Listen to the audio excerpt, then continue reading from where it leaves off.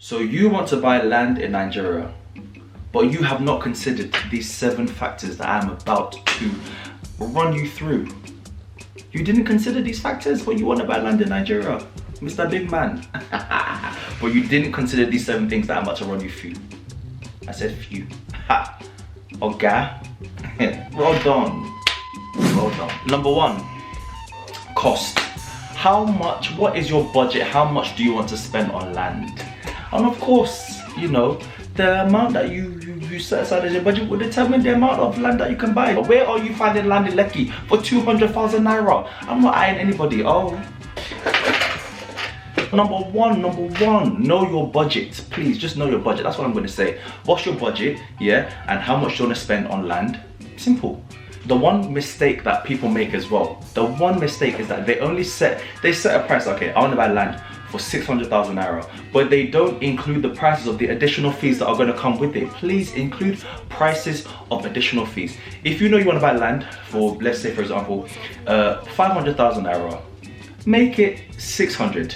Okay, increase it to 600, or if you can, even 700,000 naira. If you even can, maybe 800,000 naira, because you're gonna have to do other things as well, so that at least you know that, okay, in total for 800,000 naira, I'm gonna buy my land, cover legal fees, build a fence, do all the things I need to do, take all the necessary steps. Because I'm telling you, there are always charges. You know, it's Nigeria. I'm just being real with you, man. I'm telling you the truth about I'm telling you the truth. And let's say you're buying the land from a family. They might say that for the deed of assignment, they want you to pay them 100,000 naira. Bang, clean. Now, they have no business. They shouldn't even be charging you for that. It should just be part of it. But they can. But they can do it because you're buying land from them. And if you want the document to make it like legit, you want the document, right? And they have the power to give you this document. So they'll clean 100,000 naira. That's how much I want. So you know, now you can go and negotiate. Oh, I'm cool now. 100,000 naira. I'm your son. Now how can you charge 100,000 naira just for you to? I'm cool now. It's not fair. Now just take 50,000 naira. Just take it, but okay, fine. I'll take 50. Or you might be like, no. Okay, give us 80. You know, and then the change.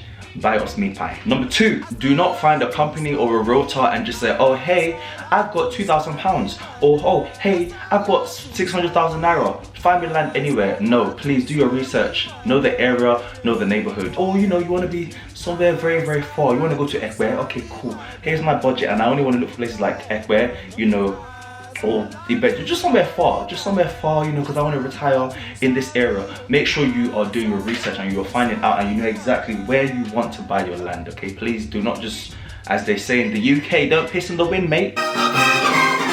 Don't piss in the wind, all right, okay? Target where you're going, target which areas you want to buy your land in. Simple. Number 3, know the size of land that you want to buy. Please do your research. Okay, so we have plots, acres and hectares. Okay, plots smallest, acres middle, hectares the biggest. Okay, point number 4, you need to, in my opinion, now this one is objective. Okay, now this is objective. Okay, cool. Now you should consider the land appreciation potential of that area that you want to buy your land in. No, look at the land appreciation, you know. So let's say now you want to go and buy land in Ekwe, or you want to buy land in Lekki. Now I know for a fact those areas in a few years time will appreciate. Now let's say you bought a plot of land there for 2 million naira, 3 million naira, 4 million naira. In 5-6 years time it's going to be worth maybe 10, 20, 30, 40, 50 million naira.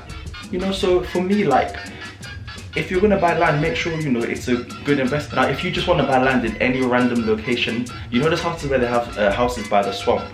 Yeah, if you want to go and buy a plot of land by the swamp and build a house there and expect it to now triple in price in 2 years time, that's on you. If you're disappointed, you don't need to buy a house by swamp. Nobody. I can't help ya. Can't help ya. You watch this video, you went to go and buy a house by the swamp. You went to go and build a house by the swamp. You went to go buy land by the swamp. For the Loch Ness monster to come in the night time and go,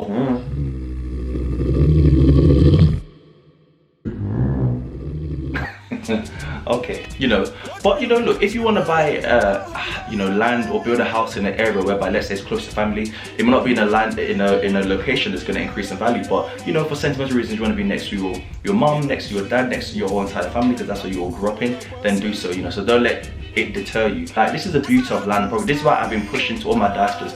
Please try and buy land in Nigeria or in whatever African country you are from. Just do it, because land will always appreciate, property value will always appreciate, you know, so just do it if you can. Number 5, so you need to establish the purpose of your land. Is it for residential use or is it for commercial use? Now when I say commercial, I mean that this is something that's going to generate you some kind of income. Say you know, bought a plot of land, or you bought an acre of land and you've turned it into a whole shopping center, commercial land.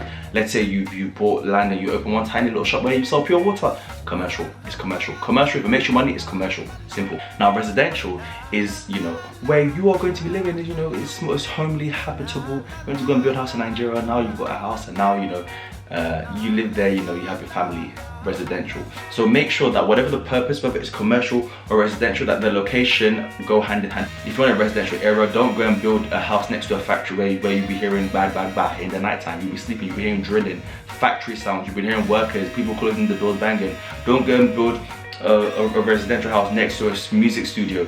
Don't do it. Please choose the location correctly. Just be wise. Just use your common sense. This is basic common sense. You know, it's common sense. Number 6, now I know this will sound so obvious, but I have to just reiterate it because it's not that obvious. Sometimes common sense is not so common. Please make sure that when you're buying land, you have all of your correct documents. Please make sure you get your right documents. Number 7, please, I'm begging you, please do not pay anybody cash. Please do not pay it back. Please do not give anybody cash.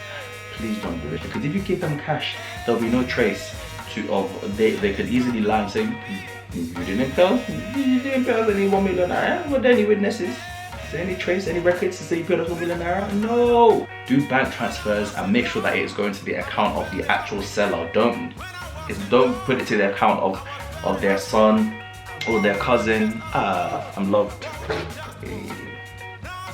If you go and give cash to a seller and they claim they do not receive your cash, and then they run away with your money, please do not come and be tweeting hashtag Nigerians are trash.